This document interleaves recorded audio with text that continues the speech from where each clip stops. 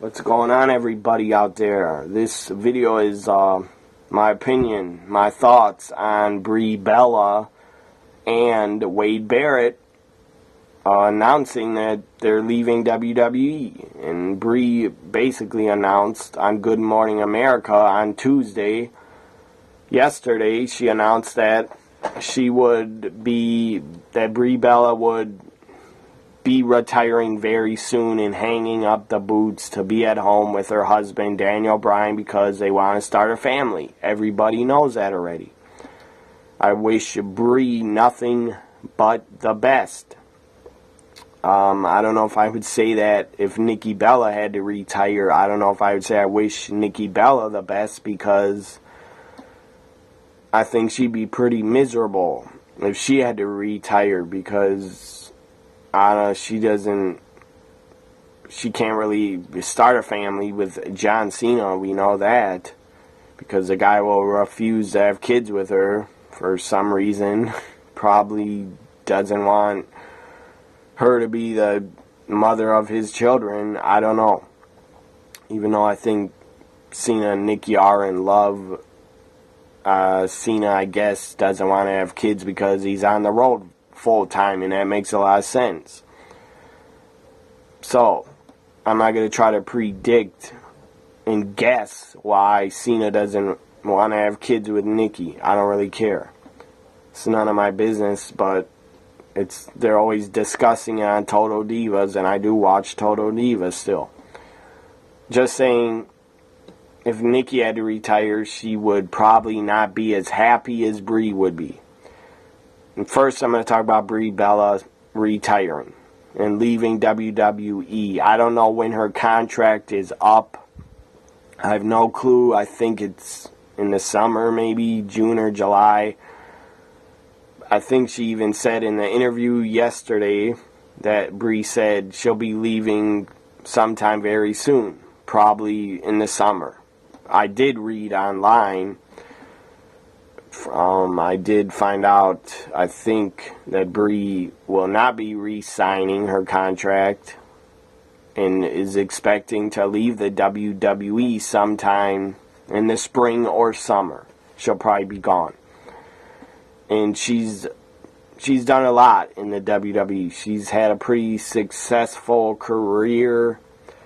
I think back in when she started, her and Nikki first started in the WWE, they won the Divas title, and then they both defended it, or maybe Brie just defended it. I can't remember. That was like 8 years ago, or maybe longer. I'm not even sure when she debuted. I think it was 2008. I think it was 2008 on SmackDown when Brie or Nikki debuted, and then they started using and doing twin magic and coming out from the ring and using twin magic. And I think that's in 2008, or maybe late 2007 they might have debuted. I can't remember. Anyways, Brie Bella has had a pretty good career. She's gotten a lot better in the ring. In my opinion, she's much better now than she was 5 years ago or 4 years ago. And the training with her husband, Daniel Bryan, has probably really helped. So Brie Bella is leaving the WWE sometime this year, probably in the summer, because she probably wants to start a family and be at home with her husband, because her husband just retired. And Brie Bella said in the interview yesterday that Bryan retiring really affected her and really made her think about retiring herself and leaving the wrestling business and leaving the WWE to be at home with her husband because they want to start a family. When they start a family, I'm pretty damn sure they will be great parents, because they seem like they will be. Because they both seem like they really love each other and would be great parents, in my opinion. So I wish Brie Bella was never my favorite as far as favorite divas or favorite women's wrestlers. She was never one of my favorites, but I never disliked her ever. I've never bashed her on Twitter. ever.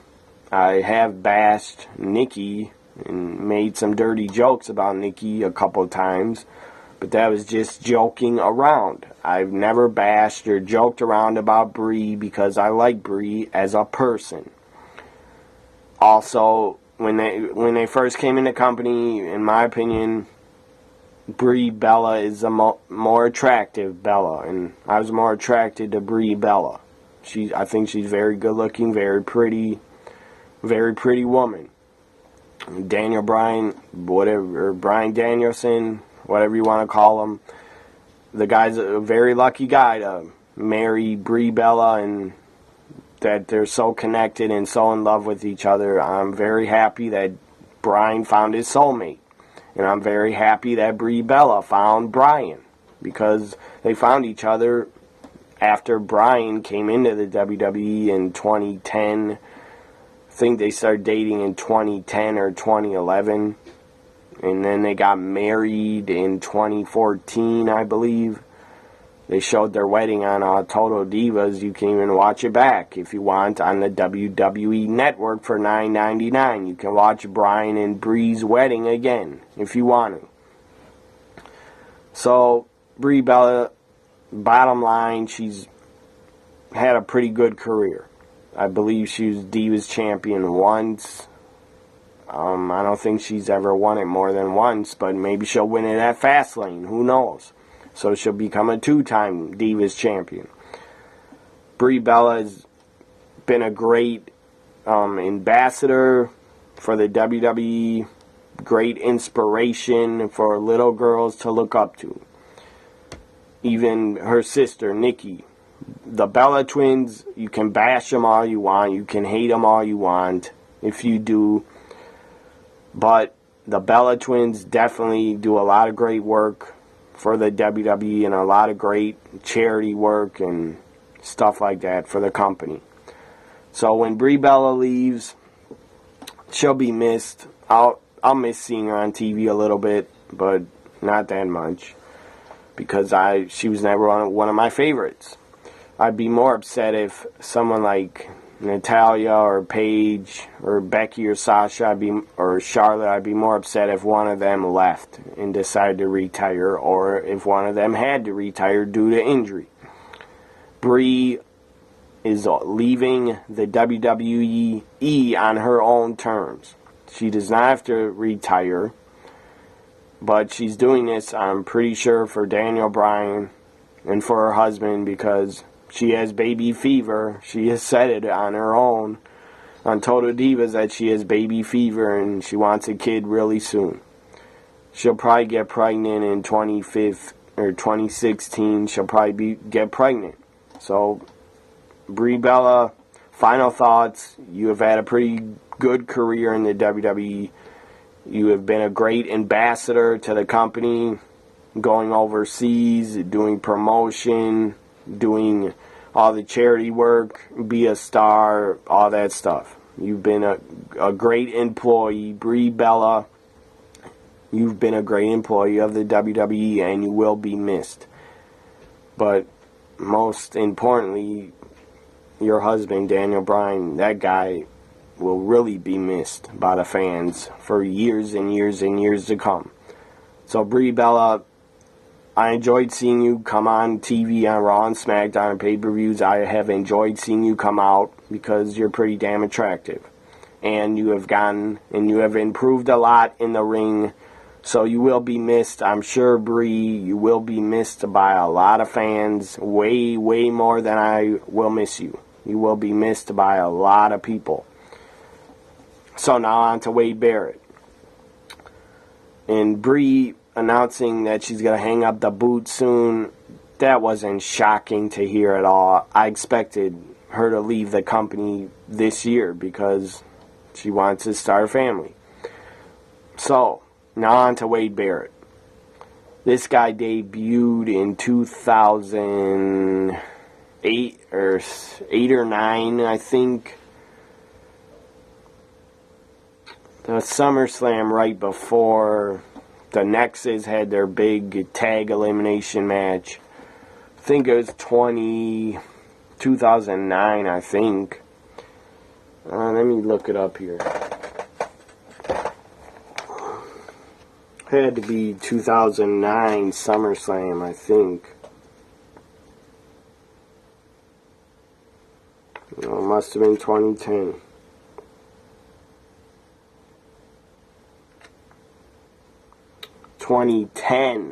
The Nexus came in, and Wade Barrett came into the company. So 2010, Wade Barrett debuted. I believe he started on NXT. I think it was the first season of NXT back when they were calling it seasons. I don't know why. But NXT back then, when it started, when Wade Barrett debuted on it, it was a different type of show than it is now. It was just basically putting new talent on the show to get them exposure and to get them to work in NXT a little bit. And a lot of the talent in the first season of NXT is not even around anymore or wrestling anymore. I believe you had Michael Taven. I think that was his name, or I can't even remember the guy's name. The black member, the black dude that was in Nexus with, I know David Otunga. I don't know the other dude's name. I think it was Michael Taven or something like that. Anyways, I think he was on the first season of NXT. Daniel Bryan was, and Wade Barrett, his coach or his pro, whatever they called it, culture pro. His pro was Chris Jericho. Daniel Bryan, his pro was The Miz. David Otunga, I believe, was on the first season of NXT. I can't really remember. That's a long time ago. And I've watched so much wrestling since that first season of NXT. That's why it's hard for me to remember who was on it.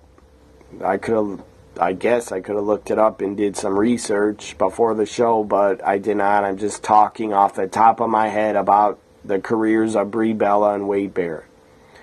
So, anyways, Wade Barrett, I believe, won the first season of NXT. He won it. He was the winner of the first season. And then him, Daniel Bryan, Justin Gabriel, what's that other guy? The guys, Curtis Axel, David Otunga, Michael Taven, Heath Slater, and Ryback. They all jumped John Cena on Raw, beat the crap out of Cena, tore apart the ring, tore apart the set, beat up the announcers, threw the table on top of them. So the debut of Nexus was pretty damn epic and pretty awesome at the time. It was shocking what they did, and it was awesome. It felt old school, like what the Nexus did to Cena, to me, felt like something that NWO would do in '96 when they first came around with their gang attacks and always attacking people. So that's what the Nexus felt like to me, a new age NWO, a new era NWO, something like that, but with a lot of younger talent. The Nexus did not have a guy like Hulk Hogan that was basically, I think, 45, 46, 47 years old at the time the NWO debuted. Nexus had a ton of young talent. Wade Barrett, as I said, Barrett, Slater, Ryback, David Otunga, Curtis Axel, who else? Justin Gabriel, Michael Taven. And out of all those guys, only Slater, Curtis Axel, and Wade Barrett and Justin Gabriel are still wrestling. David Otunga, I believe, I don't know if he's ever retired from the ring, but he's still with the WWE. He's just like a broadcaster on the Raw pre-show. So I don't think David Otunga will ever return to the ring and ever get a push. The guy probably doesn't want to be on the road 4 days a week or whatever. Wade Barrett, I guess you could say Wade Barrett was the main focus of the Nexus. He was like the leader And Daniel Bryan was in there also. And then WWE stupidly had to fire Daniel Bryan because he choked Justin Roberts with his own tie. And they had to fire him, but then they brought him back about 1 or 2 months later at SummerSlam, where Daniel Bryan would join Team WWE because Team WWE needed another partner. They only had 6 guys, I believe, and they needed 7. So they got Daniel Bryan as their partner for Team WWE. Nexus was a pretty good group, pretty good faction for the time it lasted. It didn't last very long at all. So then after basically the Nexus was still going on, and then I believe John Cena was forced, I think he was forced to join the Nexus. I'm pretty sure he was. He was joined to force. Cena was joined, or not joined, Cena was forced to join the Nexus, and he had to put on that Nexus shirt, which was a pretty cool shirt. It had the giant N in yellow and black, NXT colors. It was a pretty cool shirt to buy if you ever bought it, and to wear if you ever wore it. The Nexus shirt was a pretty cool shirt.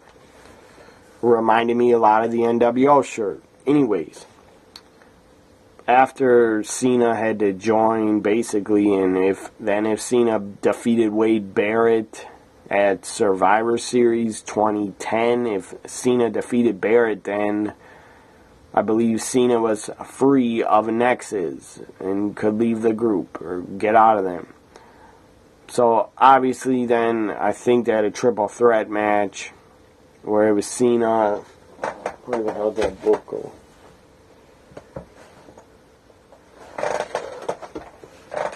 I don't remember what the match was, but I believe Wade Barrett did get a title shot in 2010.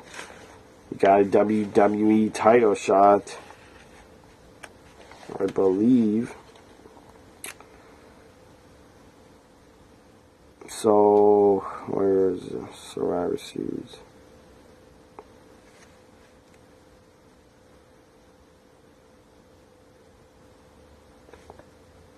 It's 2009, 10.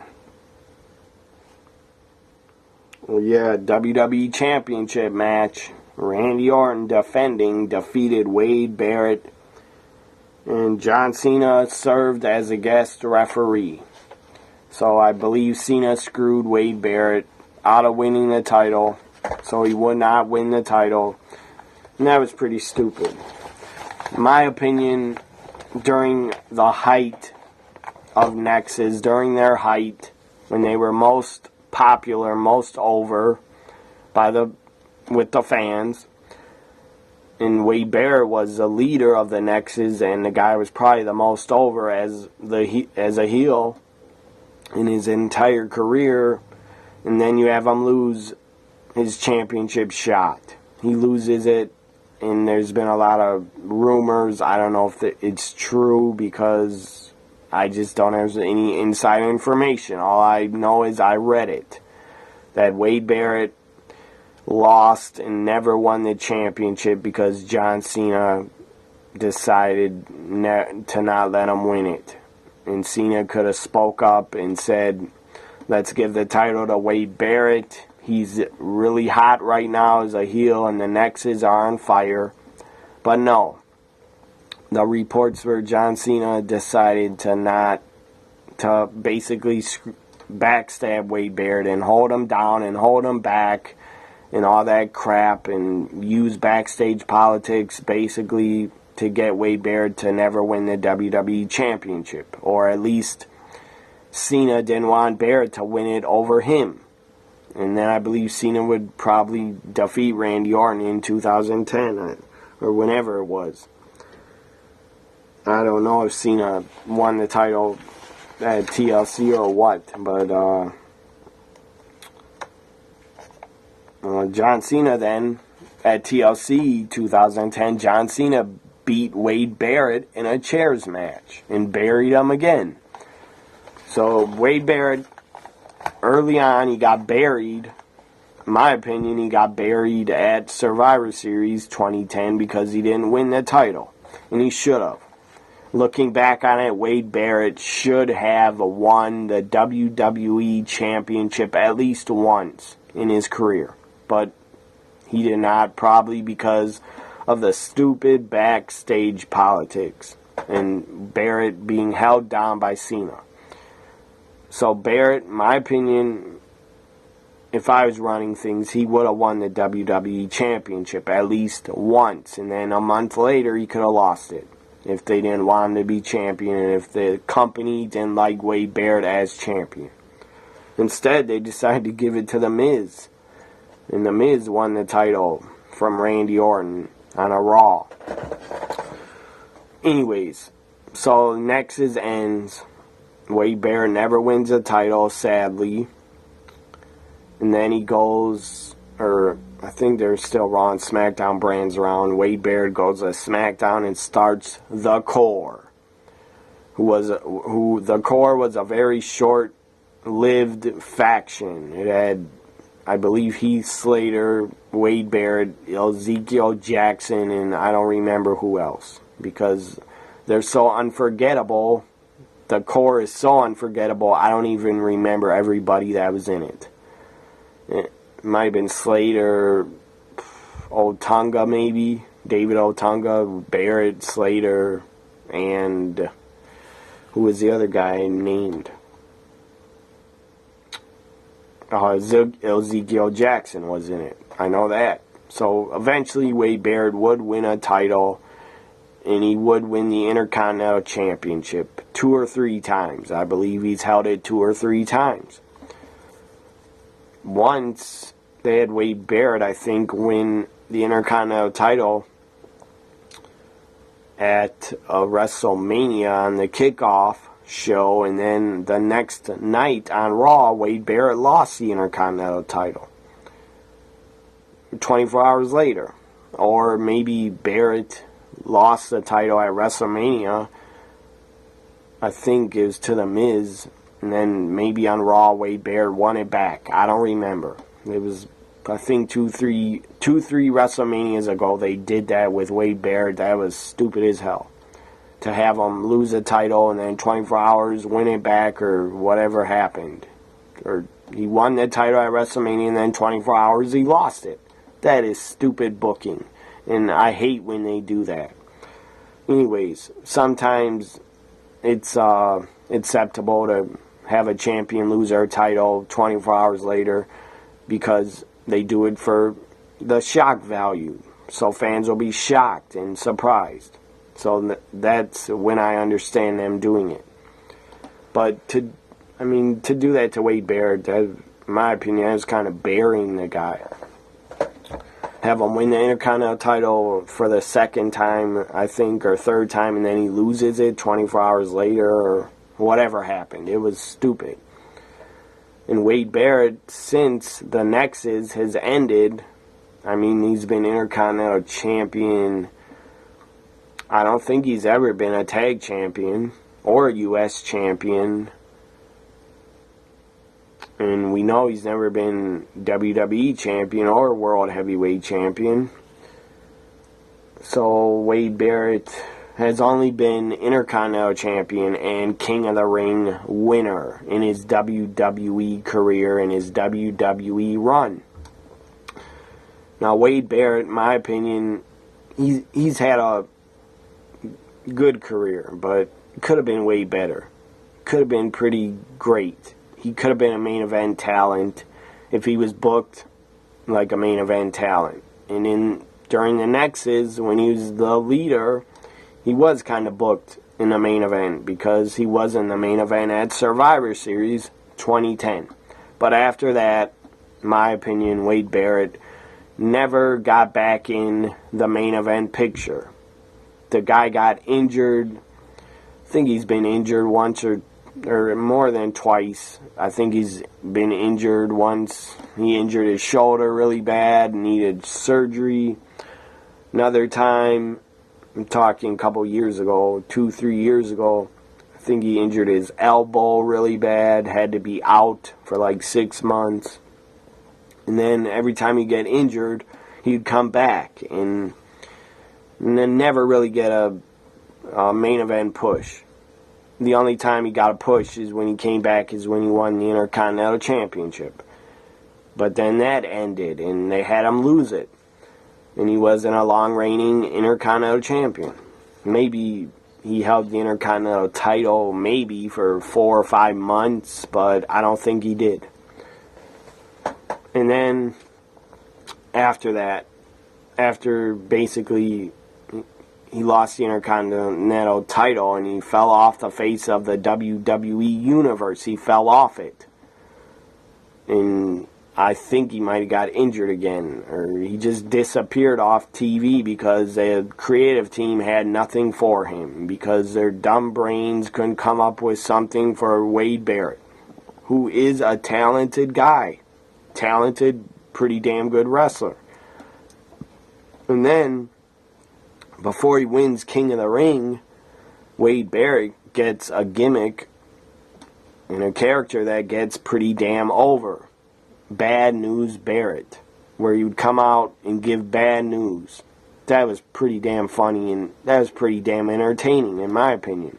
Bad News Barrett was a good gimmick for him. It fit him very well, and he played the part very well. So Wade Barrett got Bad News Barrett over. And I'm sure the WWE did not expect that. And they did not think Bad News Barrett would get over, and they probably did not want it to get over. But it did. The fans got Bad News Barrett over, because when he'd come out, and then they eventually started raising him up on this, whatever they call those things. Those big scaffolds where they raise up. So, then he was getting raised up and announcing his bad news. That was pretty funny. And that got over. And then the crowd, once you'd say, "I'm afraid I got some bad news," the crowd would say it with him. So it was pretty over, in my opinion. So Bad News Barrett got over. Could have put him in the main event picture. Could have gave him WWE title shots, but they decided not to. And the WWE, again, dropped the ball with Wade Barrett and decided to hold him back. I don't know if they didn't trust him, because WWE might have thought, if we give him a title run, a WWE title run, maybe he'll get injured again, and then they couldn't depend on him. So maybe WWE was too afraid that Wade Barrett would get injured again. I don't know. But they should have at least pushed him into the main event picture when he was Bad News Barrett, and they did not. Really, they did not at all. He was stuck in mid-card matches. And then eventually, he wouldn't even wrestle. I mean, maybe he was on Raw. I don't remember much if he was on Raw. But he was eventually started wrestling on SmackDown and main event and Superstars. So during Bad News Barrett, he was basically a mid-card wrestler. He should have been booked as a top star and put in the main event, but he wasn't, because WWE again had to go back to pushing Orton and Cena and Batista and whoever else was there at the time. They were pushing CM Punk, I believe, at the time of Bad News Barrett being over, or maybe I'm wrong. Maybe CM Punk was already gone when Bad News Barrett got over. I don't remember. But then after Bad News Barrett, they dropped the name Bad News Barrett, had them stop doing it, and had Barrett stop giving us bad news, probably because they were pissed that it got over. So they had him stop doing it. And then he wins the 2015 King of the Ring tournament that was exclusively on the network by defeating Neville in the finals. And I wanted Neville to win at the time, but I was pretty sure he wasn't, because Vince doesn't like his wrestlers to be the size of midgets and never really pushes them. Not saying Neville is a midget, but he's pretty short. I don't know how short he is. He might be 5'5" or 5'6". I don't know. And height, if I was running things, height would not be an issue. I wouldn't care how short a guy is if they could go. And Neville can go. Neville could go with the best of them. He could probably have a great match with anybody on the entire roster. But WWE, again, refuses to push Neville, just like they have with Wade Barrett for a long time. So, Barrett wins the King of the Ring, drops the Wade Barrett name, drops the Bad News Barrett name, and they just start calling him King Barrett. King Barrett, King Barrett, over and over for months and months. In about a month or 2 months after he won the King of the Ring, I don't think Wade Barrett, or maybe a month later, probably was a month later, I don't think Wade Barrett won another match for probably over 6 months. I don't know if the guy is disliked by Vince, that Vince just doesn't like Wade Barrett and never wanted to push him after he won the King of the Ring. Well, if you didn't want to push Wade Barrett, why the fuck did you have him win the 2015 King of the Ring? That was pointless, to have him win the King of the Ring, because it did nothing for him. And you, in the creative team, Vince, you guys did nothing for him and nothing with him. Nothing with him that meant anything. The guy that wasn't put in main events on Raw or SmackDown or pay-per-view. So you did nothing with him, and you failed as a company of trying to push Wade Barrett after letting him win the King of the Ring. You guys failed Wade Barrett. And you basically killed his career. In my opinion, you killed his fucking momentum and his career. Because he lost non-stop on pay-per-views and kickoff shows and Raws and SmackDowns. The guy lost non-stop. I don't think Wade Barrett won another match until, I don't know when, until the late winter, the end of 2015. He might have started winning again. But then they put Wade Barrett in the League of Nations. After the WWE dropped the ball with Wade Barrett winning the King of the Ring, you guys dropped the fucking ball. When you could have pushed him as a main event talent, because Wade Barrett, if pushed right after winning the King of the Ring, that was enough of a push right there. But no, you decide to hold him back and hold him down. And he does have enough talent. He could have been a WWE champion, and he could have been a main eventer, but you refused to let him be. You refused to let Barrett be in main events.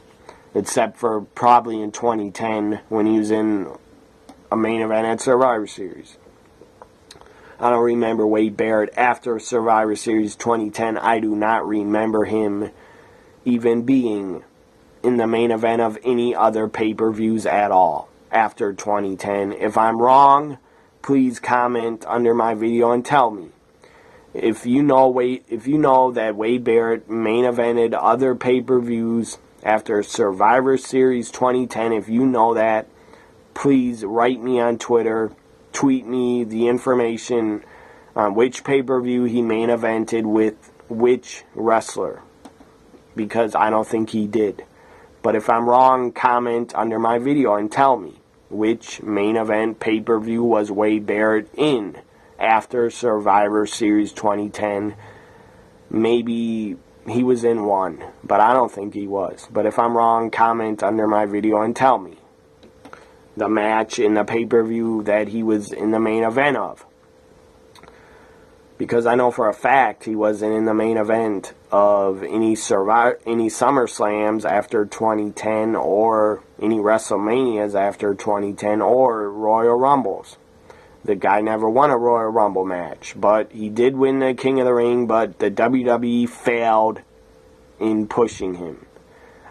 I guess because they don't like him, and they think They couldn't depend on him, that he'd get injured if they gave him a championship run. That's just me guessing that the company didn't want to push him and give him a title run because they thought he'd get injured again. I don't know. And I'm sure Wade Barrett, he's probably at heat backstage for something stupid, because you can get heat in that company for nothing. You can get suspended for 60 days if you just grab the boss's arm for 2 seconds. Then you'll be suspended. And you'll have to pay a $5,000 fine if you touch the boss's arm. So if you just touch the boss's arm and grab him for 5 seconds or under, you're suspended for 60 days and you get a fine. So I'm sure Wade Barrett and a lot of the other talent that are not top main event talent, I'm sure a lot of them are walking on eggshells and scared as hell backstage that they're going to be suspended or fired if they don't behave and not grab their boss or whatever, or do some other stupid shit that would give them heat. I think it's totally fucking insane. Vince, you are insane to suspend Titus O'Neil for doing that. That is totally insane of you. And you have lost your damn fucking mind. Anyways, after King Barrett and WWE failed him, because I blamed them for not putting him in the main events and not pushing him. The guy lost non-stop on TV and pay-per-views. So after King Barrett, they put him in the League of Nations with Sheamus, Alberto Del Rio, and Rusev. He's part of the League of Nations. And nobody cares. Again, they're holding him down and they're holding him back. In my opinion, the only guy in the League of Nations they're going to push in the future is Sheamus and probably Alberto Del Rio, because he has a giant contract, and they'll probably start putting Del Rio maybe in the main events in 2016. Hopefully he gets some main event matches and WWE title shots. Not saying Del Rio should be a WWE champion again, because his reign was pretty boring in my opinion, but he should get some title shots. He doesn't mean he has to win them. So, bottom line, final thoughts on Wade Barrett's WWE career. Could have been way better. He could have been a way bigger star. He could have been booked like a main event talent. He should have been booked like a main event talent, especially when he was in the Nexus and he was a leader of the Nexus. He should have been pushed and booked like a main event star. And he should have won the WWE Championship at least once in his career. He won the King of the Ring. Big fucking deal. The 2015 King of the Ring meant nothing, because you did nothing with Wade Barrett after he won it. You did nothing with him. You didn't push him, and you didn't put him in any main events of pay-per-view, so it was a failure. I hope they don't even bring the King of the Ring back in 2016, because it was a failure. And I still have a bad taste in my mouth of you giving the win to King Barrett and then doing nothing with him. I've never been a big Wade Barrett fan. I was when he was in Nexus. I liked the guy. But personally, the guy's a jerk on Twitter. I mean, he'll block fans for just saying you suck, and then he'll block you. But that's not why I dislike Wade Barrett as a wrestler. As a person, he's probably a good guy.